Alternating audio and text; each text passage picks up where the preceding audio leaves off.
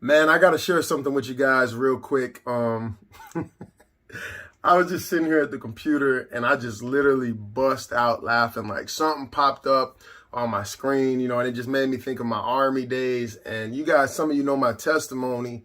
But the reason I started laughing is like I look back and it's like I'm just laughing at the devil like so many times that, he tried to just steal my joy or take me out or even as a child, get me to commit suicide. Like my whole life, he's been coming against me and he has failed. Like even if it looked like he won, he failed because it ended up working out for my good. And I just started laughing. I said, man, what a miserable life that must be. Sometimes he's probably rubbing his hands together. He said, man, I got you this time. I'm going to get you to quit. I'm going to get you to throw in the towel. But here I am so many years later, no matter what he's done, no matter what people said, no matter who's come, who's, left, no matter who's backstabbed me, no matter what has happened, by the grace of God, I'm still here. I'm still standing. And guess what? Some of you, the very fact that you woke up this morning, the devil is pissed.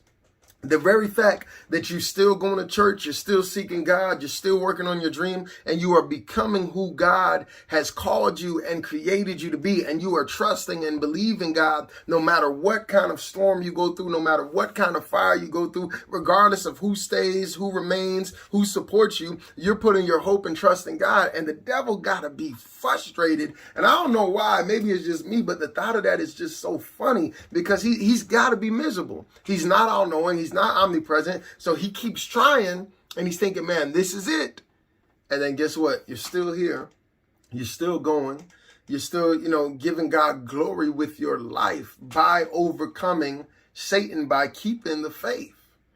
And then what's even more miserable is the people that work for the devil, the devil's pawns. They're right there with the devil trying to kill your ministry, try to kill your dream, try to kill your vision, try to kill your motivation, try to assassinate your character. And no matter what they do, God just keeps blessing. God just keeps protecting. God just keeps providing. You know what? You might not be all the way where you would like to be, but thank God you're not where you used to be. Kind of like the children of Israel, coming out of Egypt, man, like, okay, we're in the wilderness, but thank God we're still not in Egypt as slaves. Thank God I'm still not in darkness. Thank God that I'm still not lost, because I would rather know God than be in this world without knowing God. And then the crazy part is God is so good. He's such a genius that there's some things that you can only learn about God by going through the wilderness.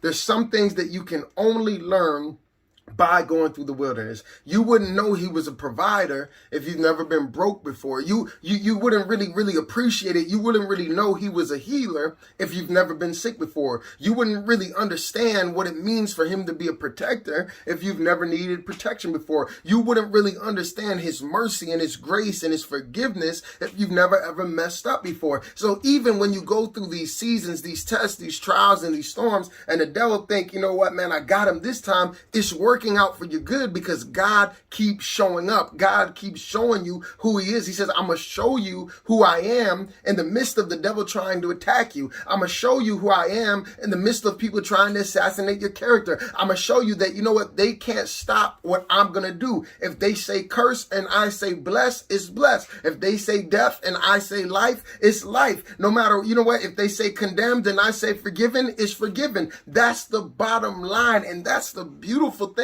about being a child of the King. Man, when God is for you, who can be against you? No weapon formed against you shall prosper. Greater is he that is in you than he that is in the world. And it is hilarious to me that the devil, man, it's a full-time occupation being a hater. It's a full-time occupation trying to assassinate the children of God. It's a full-time occupation that he's been doing for years and years and years.